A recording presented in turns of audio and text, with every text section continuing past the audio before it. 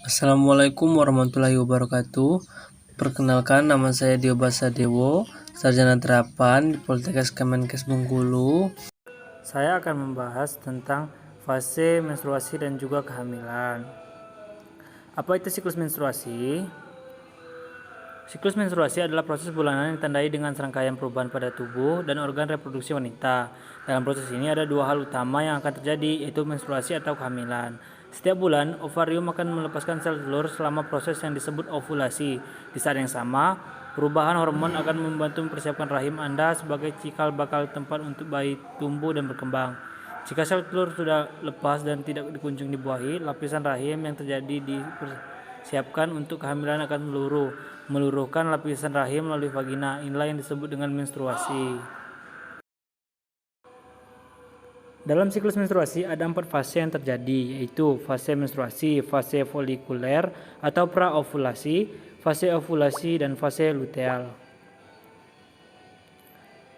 Hormon yang mempengaruhi siklus dan fase menstruasi: estrogen, progesteron, hormon luteinizing, hormon perangsang folikel, dan juga hormon pelepasan gonadotropin. Selanjutnya, fase menstruasi. Fase menstruasi adalah tahapan pertama dari siklus haid setiap bulannya. Fase ini dimulai ketika sel telur yang dikeluarkan ovarium dari siklus sebelumnya tidak dibuahi. Fase folikuler atau praovulasi dimulai di hari pertama haid. Di hari pertama Anda haid, di saat itu pula hormon perangsang folikel FSH mulai meningkat. Fase ovulasi.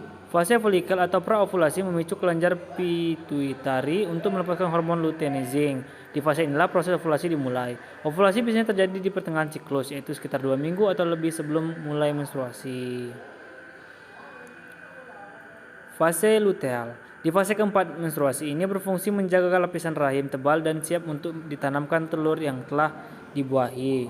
Jika positif hamil, tubuh akan menghasilkan human chorionic gonadotropin atau HCG. Hormon ini membantu menjaga korpus luteum dan menjaga agar lapisan rahim tetap tebal dan seterusnya.